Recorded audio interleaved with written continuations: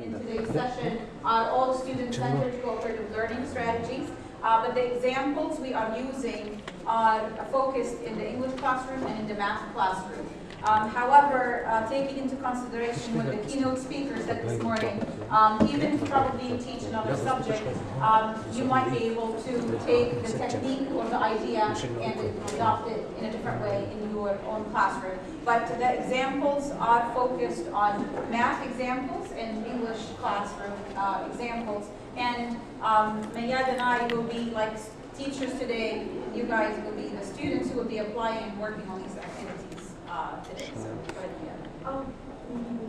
مكسر أكيد شغال يطلع أوتبوت. حطيتك أكثر من واحد. حطيتك من الفيتر نفسه. Hello everybody, and thank you very much for coming to our session.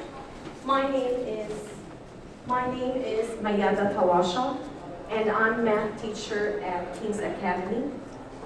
This is my second year here in Jordan. I used to live in the United States in the state of Maryland, and I used to teach middle school math. But now here in Jordan, I teach Algebra 2 Honors and Pre-Calculus for upper school. Hello, my name is Rola, and I've been teaching at King's Academy for 12 years now, and I teach in the English department. In today's session, actually, what's interesting is that Mayyada and I are complete teachers in two different departments. She's math and I'm English teacher. But we had a discussion about, because there are always discussions about interdisciplinary and what can be done between departments. So in our conversations, we found out that there are techniques that we use in the English class that are very similar that are used in the math class, and this was kind of something we didn't think about before. So we chose a couple activities today that we're going to focus on that technically it's done in the math classroom and done in the English classroom. They're very, very similar, almost identical, but of course we look at them differently, and that's what we're going to focus on. There are a couple other activities that we will probably discuss and talk about at the end if there is time, but they will be focused on two major ones in today's. And before now Mayyada starts, while she's talking, we prepared a booklet that has details about the activities and examples, so you can write notes and take that with you. So today our focus will be on strategies that are student-centered, and they're also cognitive learning strategies. The first strategy that we're going to discuss is called POGIL, and it's an acronym for Process-Oriented Guided Inquiry Learning. It's a social process where students work in collaboration to learn a new concept or construct new knowledge. So students interact between the members of their group, and they learn best by seeking and gathering information from a model. And this model is given in an activity. And then they work on questioning, reasoning, evaluating, drawing conclusions, and analyzing data in order to answer a set of questions. I want to talk a little bit about the role of a teacher in a POGIL activity, because it's a little bit different than the regular class. Normally, teachers explain the lesson, they have work examples that they show the students, and maybe they provide some problems that the students will work on, and afterwards, a homework. But in a POGIL classroom, the teacher doesn't do that. The teacher is more of a guide, who monitors the students' work, gives clues, tries to help them by answering a question with a question, so she does not or he doesn't give correct answers or direct answers to their questions. The teacher also circulates the group and makes sure that they're doing the correct work or they're like guiding them into the correct path. But again, the teacher doesn't give answers. But what happens at the end of the activity, after the students work on the problems, the teacher reviews all the answers in a class discussion and makes sure that the students have the correct answer, because they need a resource for their correct work. So that's what the teacher does in a POGIL activity. What about students? Well, students, as we said, this is cooperative learning. So students will be working in groups. You can put 3, 4 students together, and each student will have a role in their work. We have the reader, and this is the student who reads the model given in the activity, and also reads the questions associated with the activity. We have the recorder, and this is the student in the group who's going to be recording down the answers of the questions that the group agrees on. So there will be discussion, debate between the students, but at the end, the recorder will write down the answers the group agrees on. Then we have the doubter, or the skeptic. And this is the student who tries to seek more answers from the group and like questioning them. Well, do you think this is right? This is wrong? And that student probably encourage his group to think deeper about the concept. Then we have the presenter. At the end of the activity, we're going to have a class discussion, and the presenter will present the answers that the group agrees on, the official group answers. So these are the roles of our students in a POGIL classroom. I'm sorry. As teacher, choose the roles of the students? Well, to be honest with you, what I did when I used POGIL activity is, the first time, yes, I chose the roles. The second time, I told them to exchange the roles. Like, for instance, if you provide another POGIL activity on another concept, it's better to exchange the roles. For instance, in the first activity, we had a reader. That reader can become the recorder in the other activity. So students can exchange roles. Some students have skills in speaking at some specified issue. So I see that if I choose or I give the role to each student, I see this student will be good as a reader, this student will be good as a presenter. It will work. I mean, it's really fine if you want to give them the choice. Well, here's the thing. We want them to learn all these skills. So and they're working amongst each other. The presenter, who's going to be the person who's going to speak out loud when it comes to the class discussion. Yes, go ahead. I'm sorry.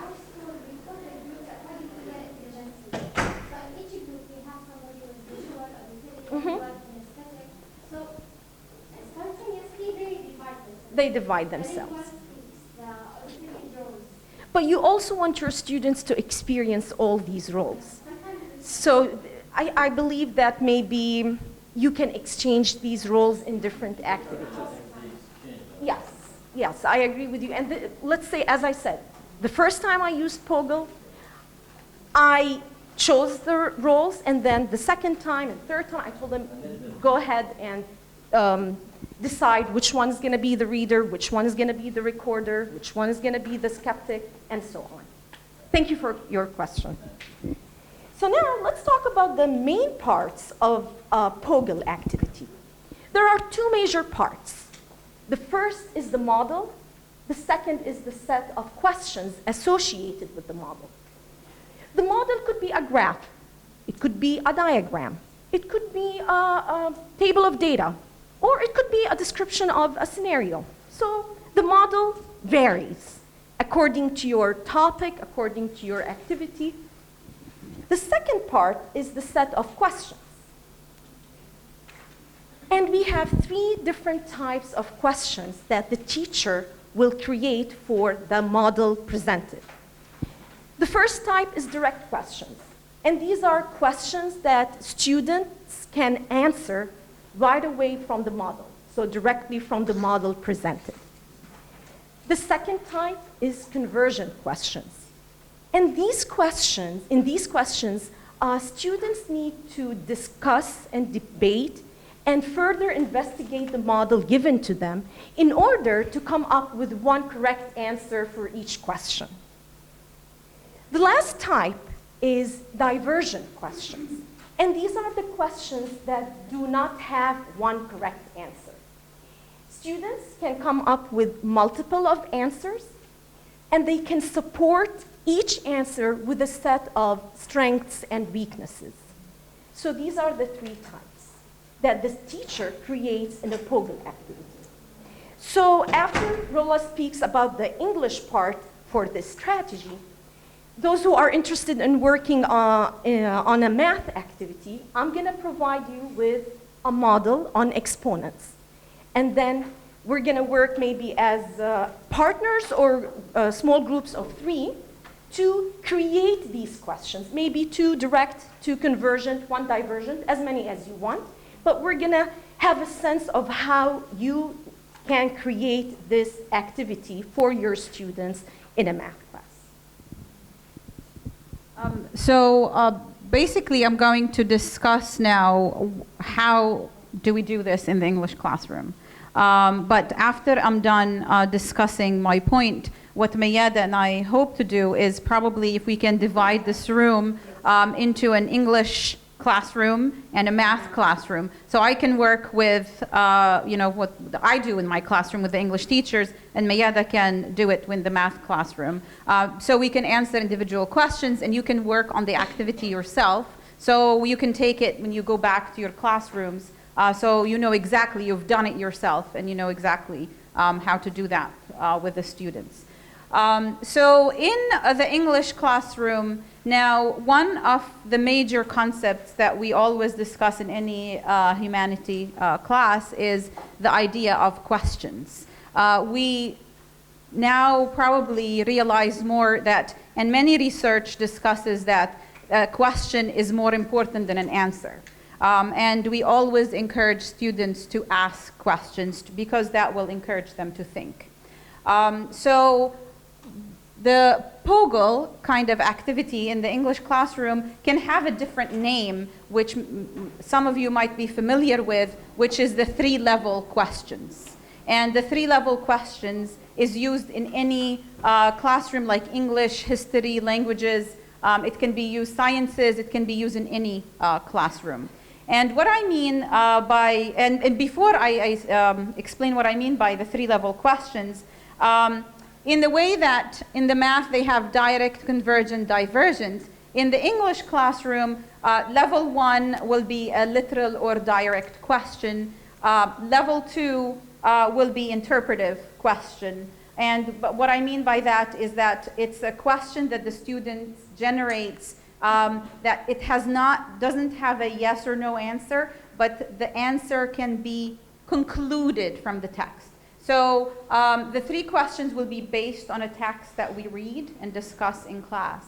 And the students will need to create 3 levels questions. The first question will be a direct question, means the answer can directly come from the text. The second level question is a question that they generate where it's not directly answered, but you can conclude from what's happening what the answer can be. And the third level question, which is applied, yes.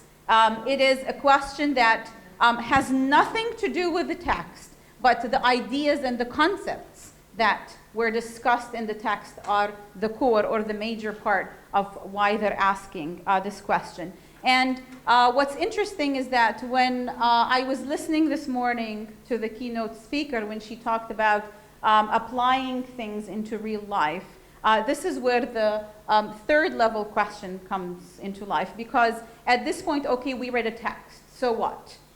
Because I think in many of you will have the same question from students, why are we doing this? I'm going to be an engineer and a doctor, why do I have to take an English classroom? Why do I have to read this book? Why do I have to read this story? And part of it is that when we start to connect issues or ideas in a text to real life issues, and how did the characters think about the issue and maybe have them think beyond what the text says and connect it to other things that they are interested in. So what we're going to be doing now is that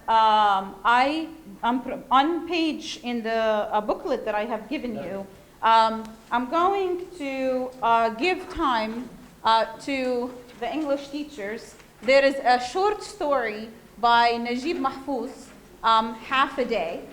And it's only like a page and a half, or a bit less than 2 pages long. That 12, sorry. That probably I'll ask you to read. Now, if we look on page 14, I'm already providing examples. So when I gave this to my students, I provided examples. So level 1 question was, what did the boy learn at school? And this was directly the answer taken from the text. Second level was, how did the boy feel about school? Did his feeling change throughout the story? And level 3 was, what is our greatest fear in life?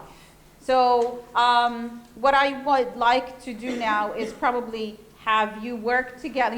Probably you need some time to read the story individually, to know what the story is about. And then you can work as individuals or as groups to start creating the questions, and we can discuss and we can talk about this. And I know Mayyada has an example. Yes. If you're interested in on working on a math example, on page 5 in your booklet, you're going to have the model about exponents, and you're going to be creating questions, the 3-level questions or the types that I just explained. I can help you with creating these. And then I don't want you to look at page 6 and 7 right now, because these are the questions that I created for this POGIL activity. And maybe we can later on discuss how the students are gonna work on these problems. Maybe, let's say, maybe we can exchange our problems, maybe 2 groups exchange the problems and see how would the students work on these problems. So I'm not sure, where do we have English teachers and where do we have math teachers? So maybe I'll work with the English teachers on this side, and Mayyada will work with the math teachers. We have math teachers. So yes, so this is what I gave. I, as a teacher, have this So You are math will be over there.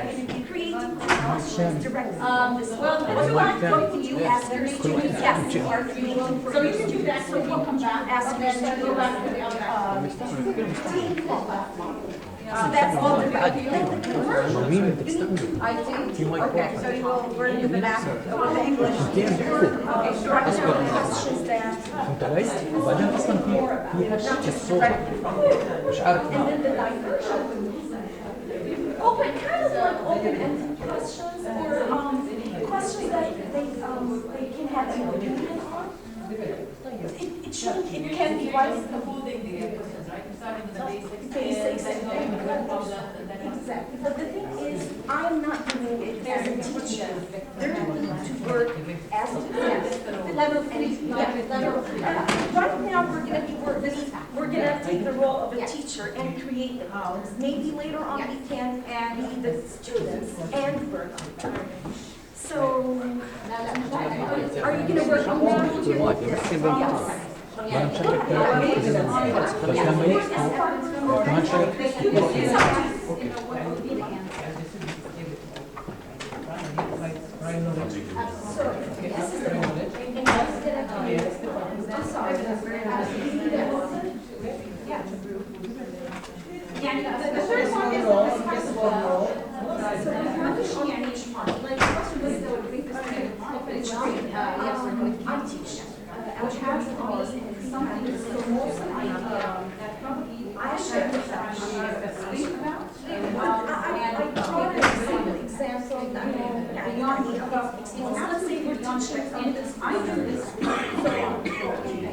So these are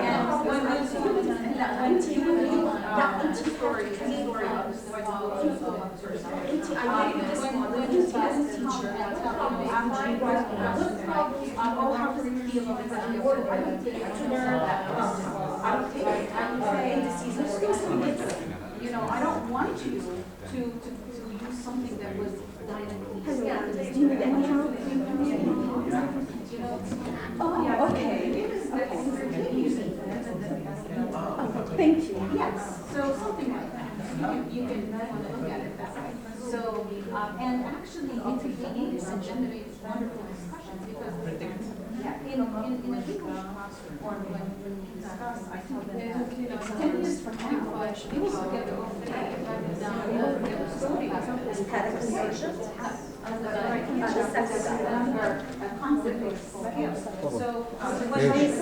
Can I just make a comment? قول له بيجي يركب هو كل واحد يتجه غلط فيه.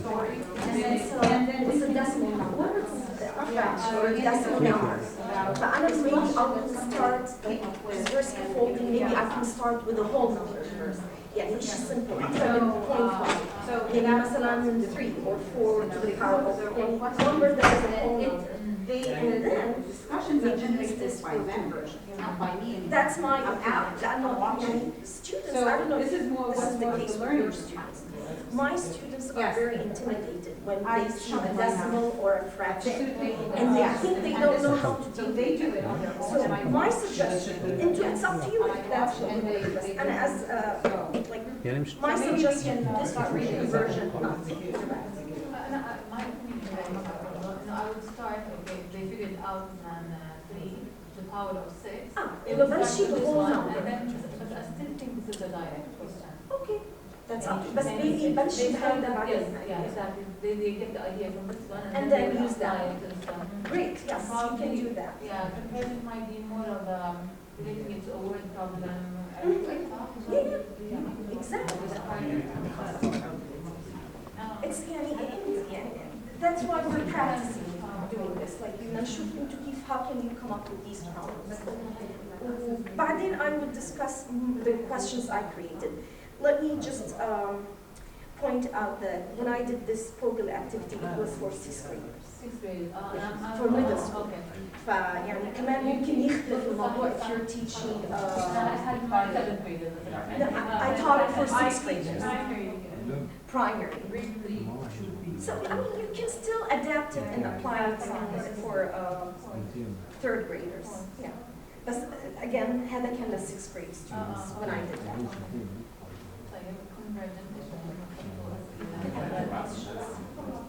I'm yeah.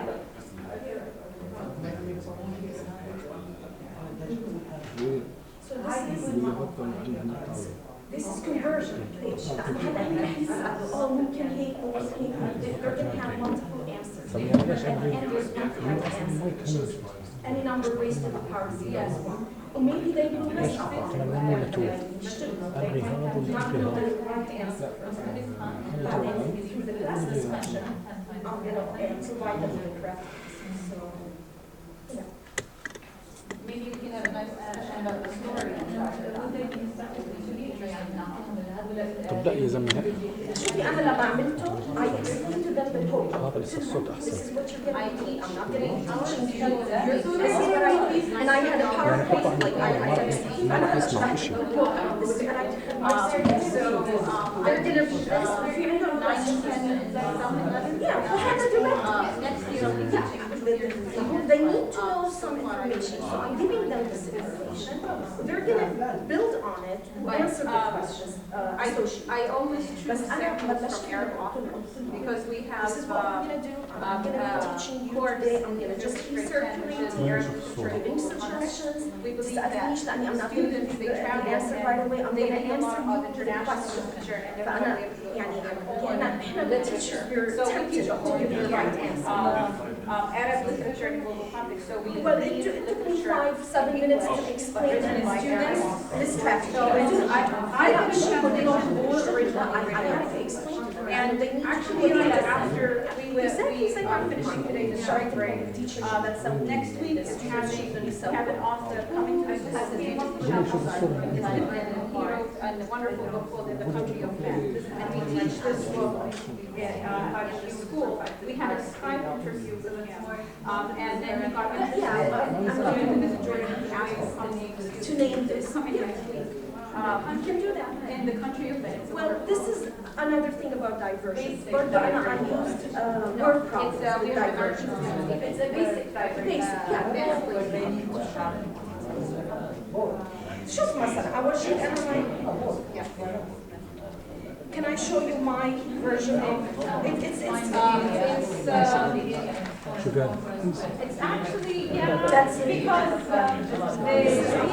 it's really great. Like, I don't know, there's something. diversion is more of fun and Because they take that, so it's a certificate. Because that's for the equivalency of depending on the university requirement. Maybe as my background, I like this, that's why I'm giving it as. We try. my question, which one? So if you, I'm sorry, if you want to look at Three my questions at the same time. Here's the thing. Notice that the questions are labeled, but this is just for you to distinguish. But for the students, I want labels. The students want like label. So مثلا هديك what is the base in 10 to the power of 3? So these are direct questions, answers. They can't get it right away. It's with the knowledge. It's in the model, in the model that was given to them. It's basic. It's in the basic, knowledge. very basic. What is the exponent in 10 to the power? What other names are given for it? I'm also trying to build mathematical terminology. Students not يستعملوا math terms. But this is another way to enforce, use math terms. But then, notice that in problem 4, it was all about 10 to the power, 10 to the power. Still it's with direct questions. And a conversion. According to your answer, what case will include about the index and the number of the zeros? And that's 10 to the power of 17. Should we get what can they do right away? 1 will be 17. And you just explain. But then 6 مثلا, I used Yes, now you're my student. phone numbers. Yes. In problem number 7, أعطينا السؤال, which is if the number is raised to the power of 1, the answer is always going to equal to 1. So, Sure. maybe واحد يقول الرقم, maybe واحد يقول 1, maybe واحد يقول 0. So there are different answers, but at the end there's one correct answer, which is the number itself. هلا I didn't Yeah, it's not. They cannot. No, they cannot. And the thing is, they all should agree on one answer. The mission knows. Exactly. What I've noticed is, after the class discussion, I would see students, لو شفت so it's not in a bad way. Not in a bad way. بعدين I wanted to include any number to the power of 0. But I thought for 6th graders, this might be I would do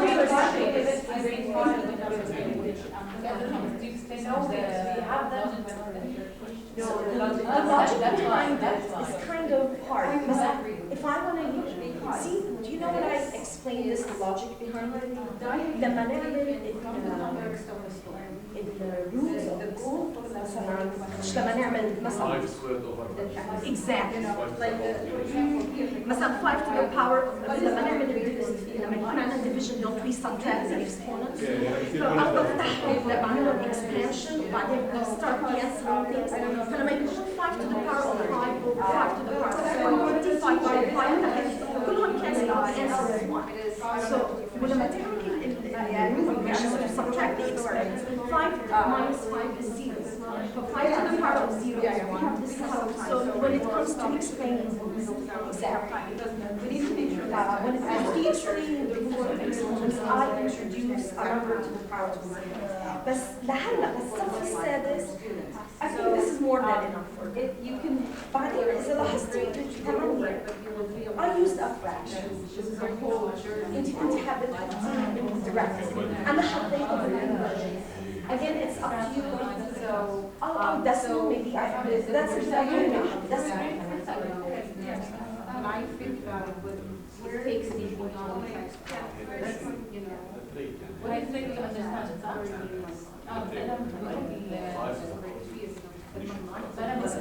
بعدين I had a student in sixth, I think in seventh grade لما عملنا so this one that learned this 0 to the power of 0 is قعدت اقول 1 لا undefined قلت له انا وقت ما كنت اشوف قلت له you know what Jack let's say I will double check on this انا كنت مش متأكدة هي 0 ولا 1 يعني انا بلحظة نعم طبعا ما بنساهاش لأنه student pointed out بعدين إذا بنشوف مثلا diversion question it was a word problem I know that they might have never seen scientific notation بس أنا I kind of explained it وشرحت إنه it's when you are expressing a very big number or it's the opposite so I kind of like that what did I do بعدين أنا بحب عم بروح clarification أنا السؤال ده this is kind of which is more how to use the scientific notation and or in the or experiment. I sit back It's more of a time when I need to shut up and then have I know you are very creative and you can come up with shapes and link them together. It's just a way to assess. So to explain things. Can I want to say that this could be done in 45 minutes, but on class discussion, مرات second day to continue the discussion. But I think the students can finish this. So, And the question is keep the students, they're going to have to in the So maybe we writing, can so I'm doing reading, writing, say 35 minutes, doing the speed. 13 because you need to give back. feedback. And the teacher. it's something that I learned and I use it in the classroom. Now can I say something? Can I start with simple things? Yeah, you don't have to start with complex terms or skills. Start with basics. Did we finish the story? Did we have, so what questions did you come up with?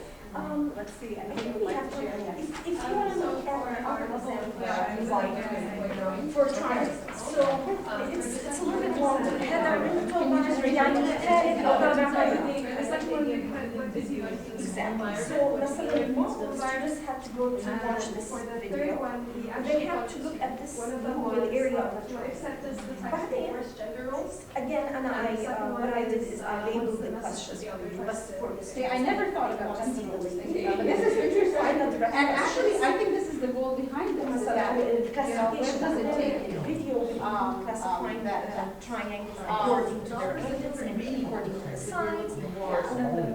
So, and actually, it's nice at the end of it, it's like, you realize it's a whole lifetime journey, Yeah, it's a video. Or it was interesting and very achievement. So, by the way, you should encourage them to write notes How and to take deal with So I will be discussing with them here. You can do One this of the during things that class. the students take the most with them is more of what they I don't know if you heard say to each other, what they discuss. To them, they can watch this no matter how young is the teacher is, he's not full. They're more interesting to each other. They're more cool, right? So whatever comes from me is not very interesting, but if it comes from that young man or young woman, it might be more interesting and nicer to talk about. So when they generate the questions, they create the questions and they discuss and I watch.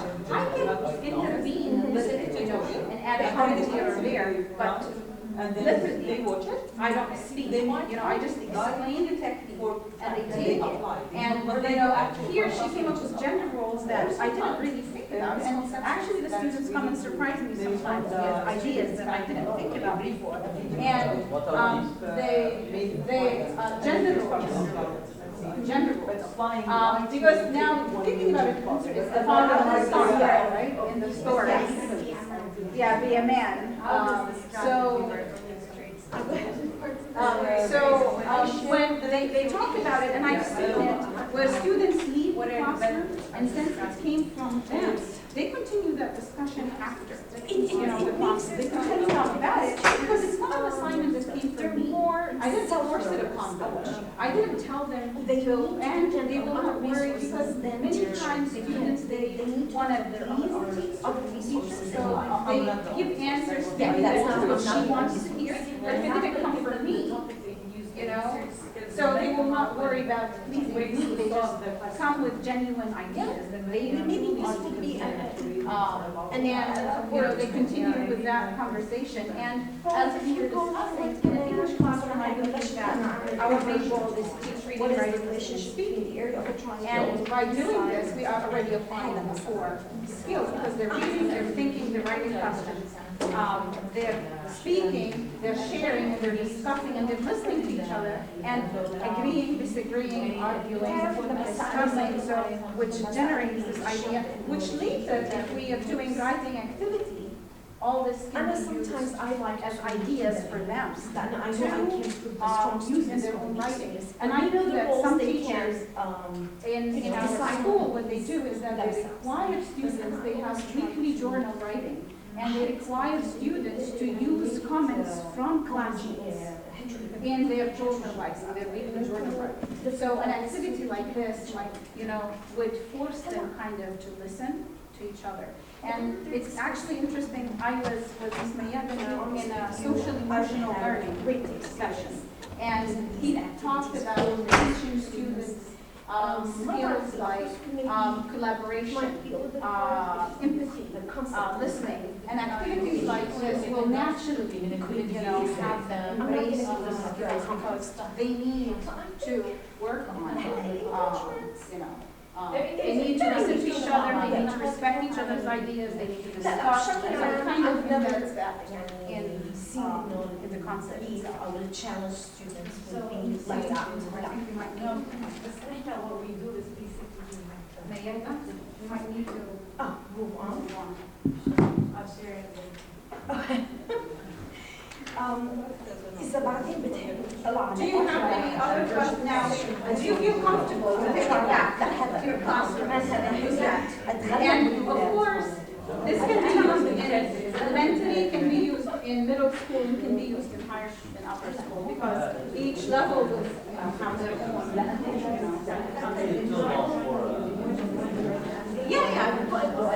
because I teach upper school, I'm using things in my but if you teach, you know, elementary, you will use whatever material they do. It's the same concept. What's the point? Let's make the Yes, it's not the answer. It creates critical thinking, makes them more connected to ideas and connected to lives, what they're understanding, and generates their own discussions that they know that they have. It's not what the teacher always says is right. I have my own ideas, and I want to discuss them at the same time.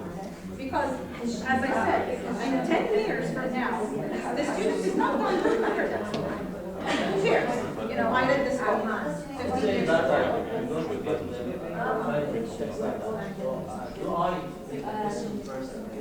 You can, the first time, yes.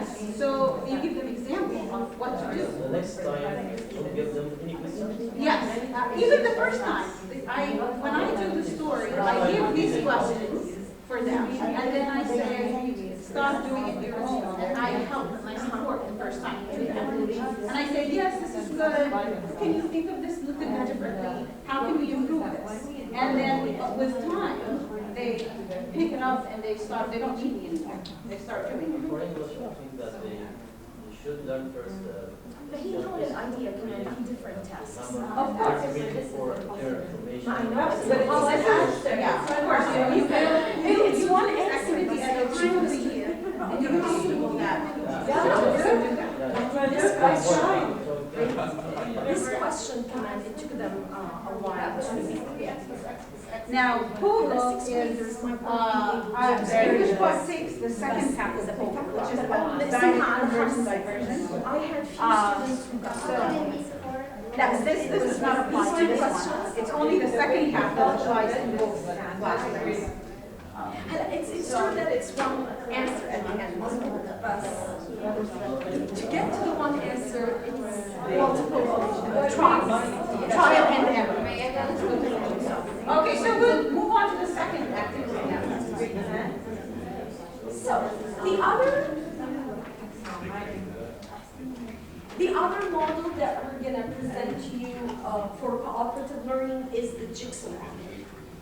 And we all are familiar with the jigsaw puzzle, where these little pieces that we put together to complete the picture. So jigsaw model in learning is one of the highly structured form of cooperative learning. And it's, the way I'm going to explain the jigsaw model is through an example. So jigsaw model is best used if you have a topic that has subtopics or different parts. So for instance, if a math teacher wants to teach angles for her students, we have 4 different angles: acute, right, obtuse, and straight. No. Or? No. None. So you can, this is 5.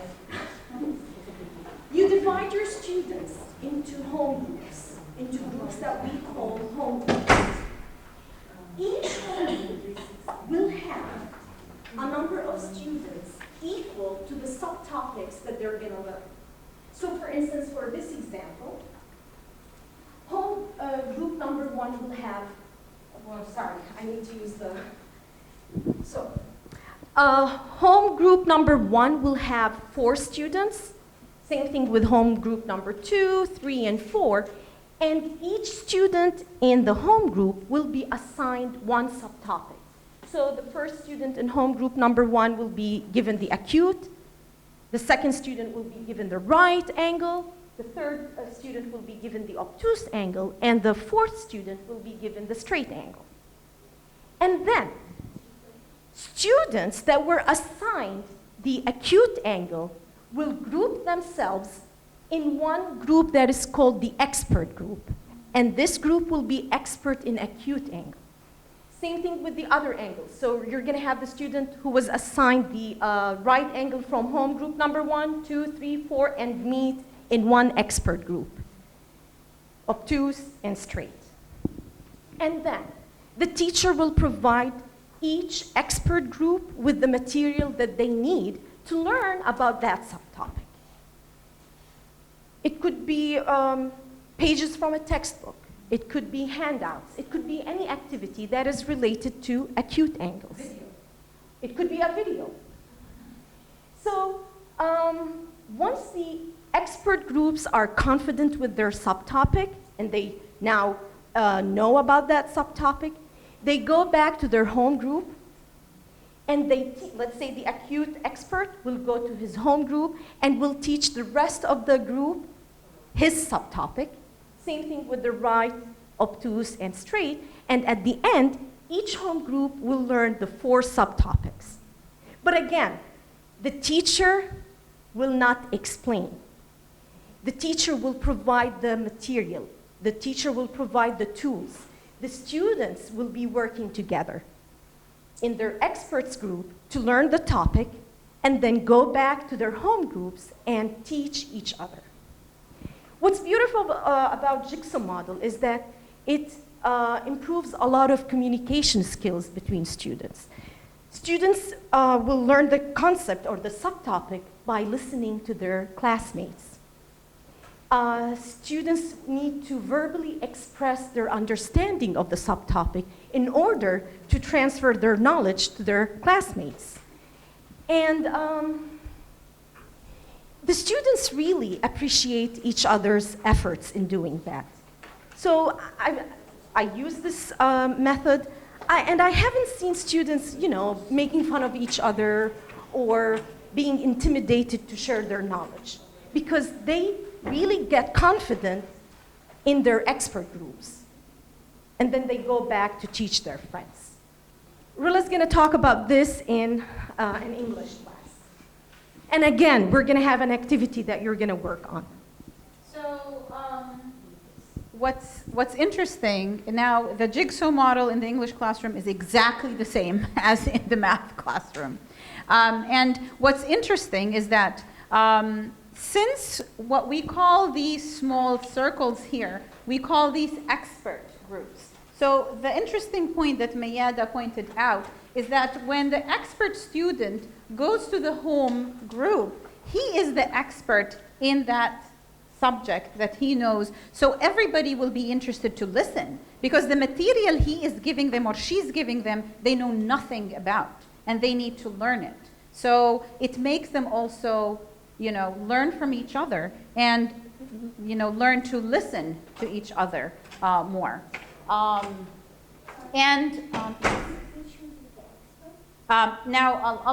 I'll go back. I'll step back. So for example, I'm using here a simple lesson, which is parts of speech.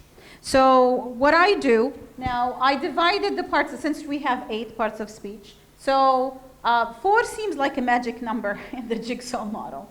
So I said 1 expert group will be noun pronoun, 1 is adverb preposition, 1 adjective conjunction, and 1 verb and interjection. So what happens is that, let's say, here is my first home group.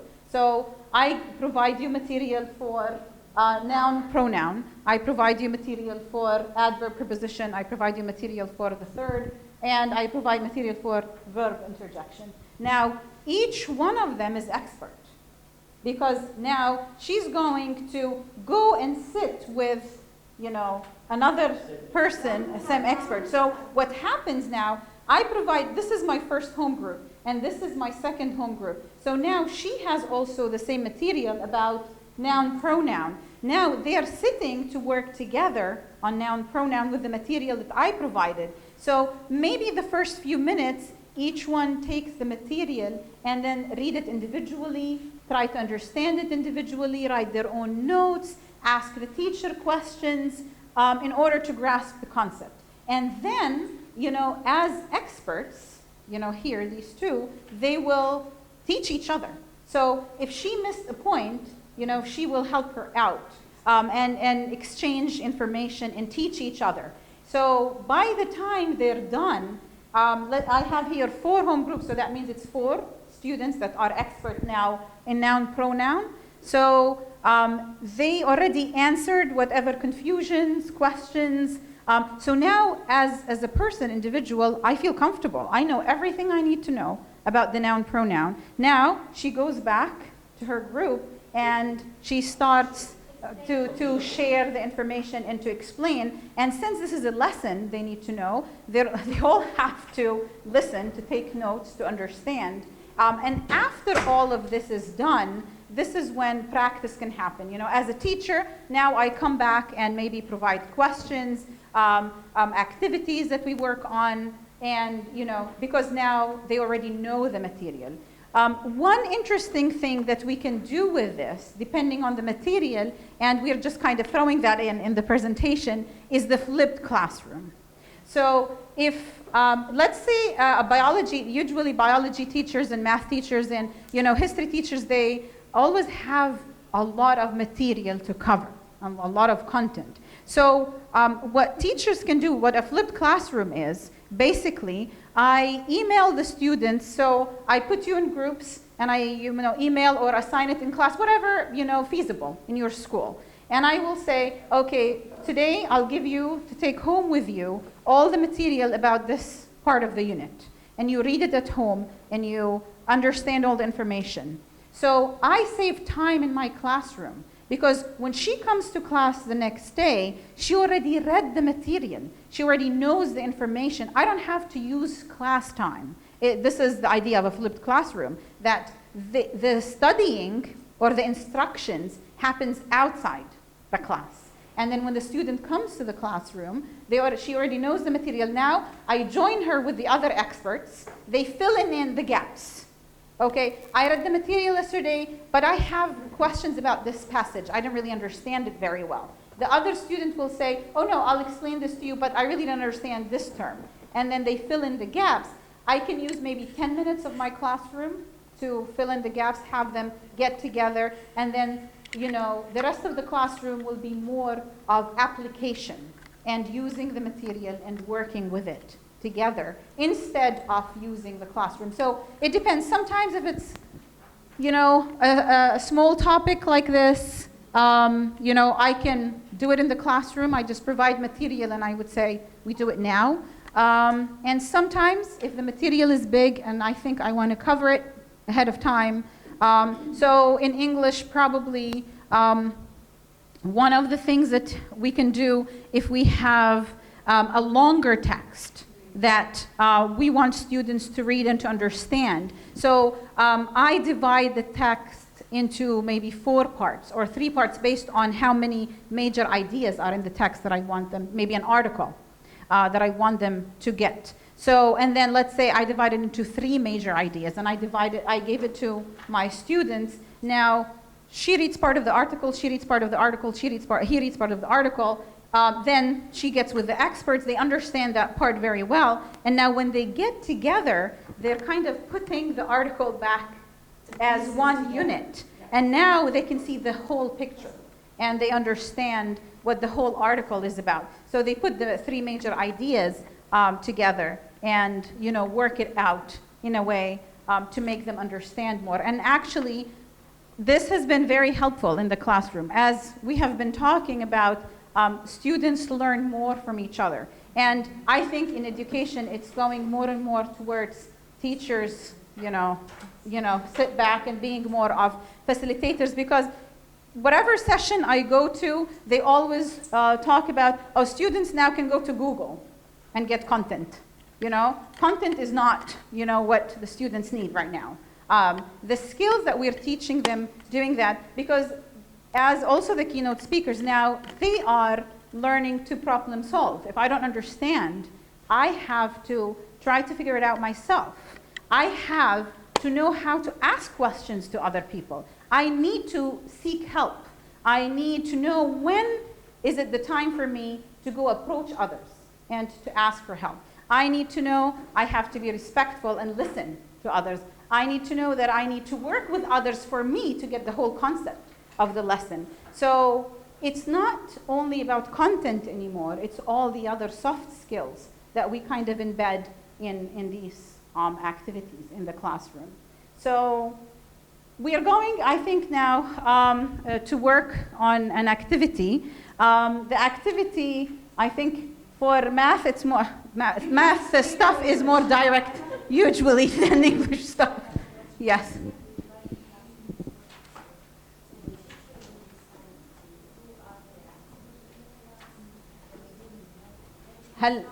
How do you start this act? So you divide the number of groups you divide to is based on how many concepts you need to teach. It's not necessarily 4.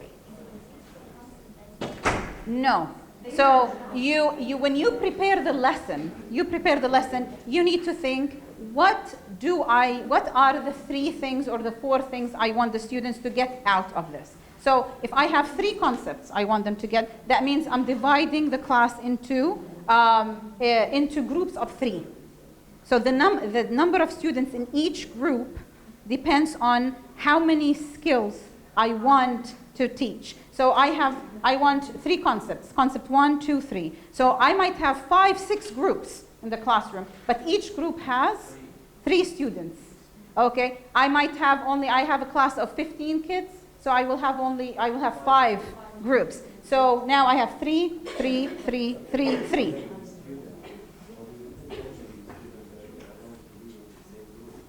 No, how you divide the students in each group, it's up to you. Some teachers, the way I do it is I mix and match. Sometimes I mix skills, weaker and stronger students.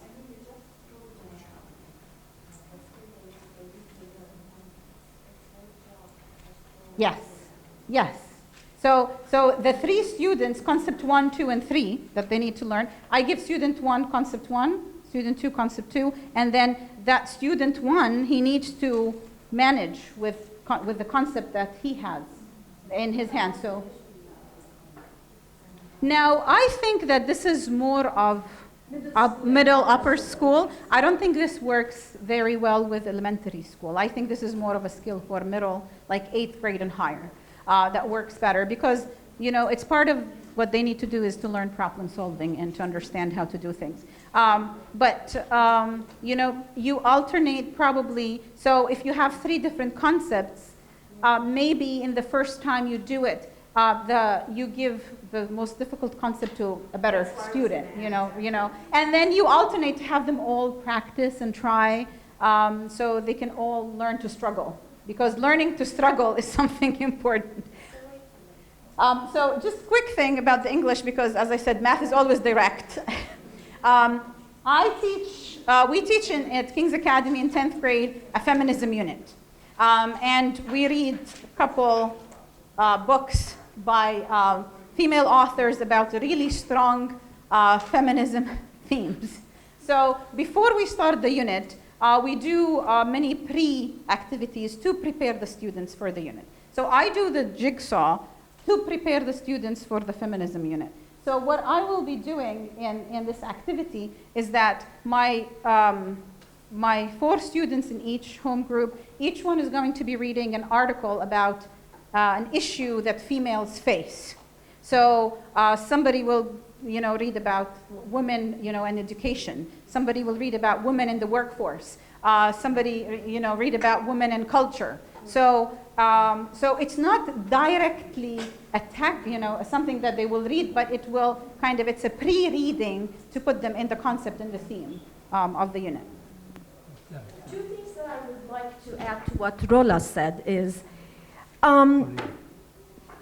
dividing your students into these subtopics, it depends on the complexity of the subtopics. So maybe the struggling students can take the easy subtopic, and maybe the achievers can take the more complex subtopic. The other thing is for the experts group, after they meet, after they work, after they understand the concept, in math, maybe it's a good way to provide them with an answer key for the problems that they're working on so they can compare. In English? So in math, it might be easier just to, after they're done with their work and after they work as a group and they agree on their answers, I might provide them with the answer key, and then they compare their answers to the answer key. And maybe if there's a mistake or misconception, I interfere as a teacher to provide clarification on that. So this also helps. For the math teachers, that we're going to work on converting between fractions, decimals, percent. Therefore, each home group will have 3 people. Experts in changing fraction to decimal, an expert in changing decimal to percent, and an expert in changing fraction to percent. I will. Now, for my students, this is what I provided them, and it's in the explanation, it's in the booklet. I recorded my voice over PowerPoint presentations for each conversion. And I used the idea Rola mentioned, which is the flipped classroom. They had to watch these videos at home, or these presentations at home. And then the following day, they worked together on handouts that I gave them on each conversion, of course in their expert groups. I'm sorry that I don't have the videos for you, but I have the handouts that I gave for each expert group. And as I said, once they're done, once they're confident, I give them the answer key. And I have the answer key with me if you want to check your answers too. And then they go back to their home group and they teach that subtopic to the rest of their home group members. It's really a great way that students communicate. They need to improve these skills, as Rola said, listening, verbally expressing their understanding. We sometimes forget to do this as teachers. We explain, we show work examples, and we move on. It's really a nice way that the students are doing that themselves. So I think we can start with the activity. So maybe you can do domestic violence. You will be the expert in that. So, And we will do rights of education. sorry, we're going to be running out of time, but do we get the idea?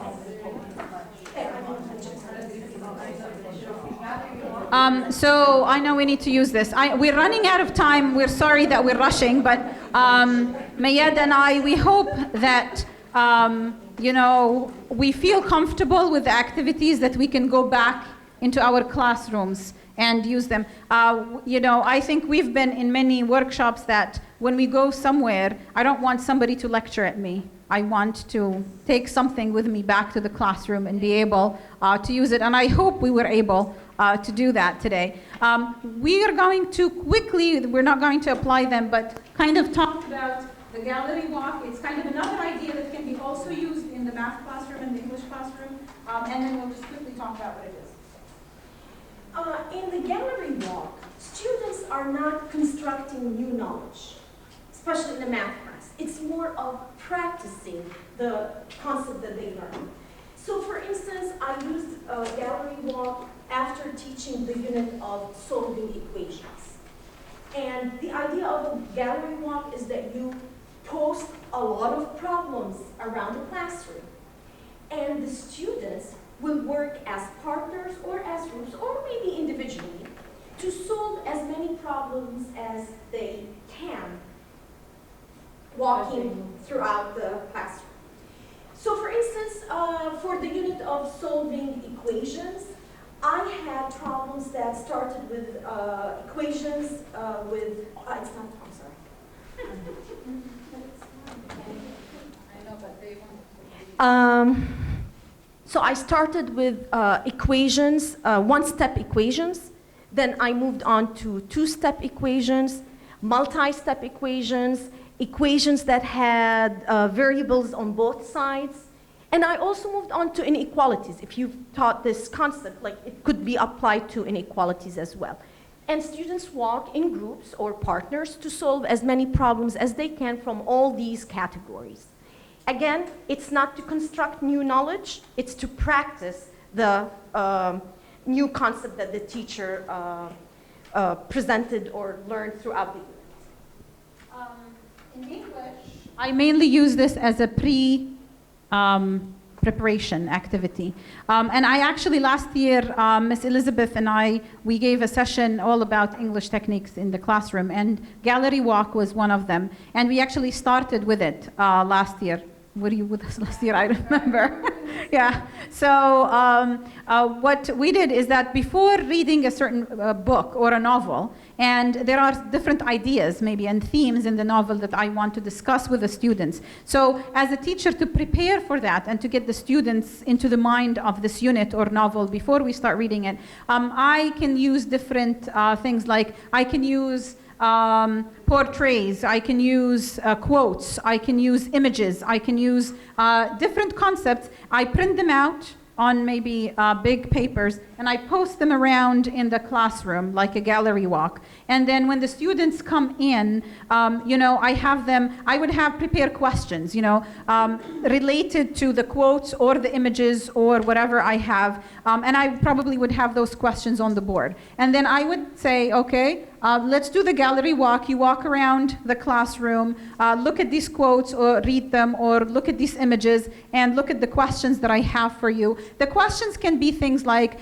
what do you find in common, for example, between these quotes? Do you find the relations? Can you connect the quote number 1 and quote number 3? Why do you think I chose them? Different things, that ideas that that will lead the students into the concepts or ideas of the unit you're about to teach. So, and actually one of the beauties about this is the idea of moving around, to have the kinesthetic part, to have the students, walk around, talk, discuss, and then get together. So after they look at them, write their own notes, answer my questions, they sit, and then I start listening, what did you think, what was the connection between these two images? And then the students will have different ideas. By the end of the conversation, I probably will get to the idea or the concept of the novel or the book or the unit that I'm about to start. So it's kind of a pre-reading activity. Can it be used as a post-reading activity as well as to what they gathered? Absolutely, it can be, I mainly use it as pre, but people use it differently. So I think we're running out of time. So I don't know if we have questions now at the end of this. And this is my email and Mayyada's email. If later on you have any questions and you would like, and I hope that you learned something and got something from this session. Thank you very much. Thank you for coming. I'm glad you enjoyed it. Thank you very much. And what the included other examples that you can use the Jigsaw. تعال يلا خلصت يلا خلصت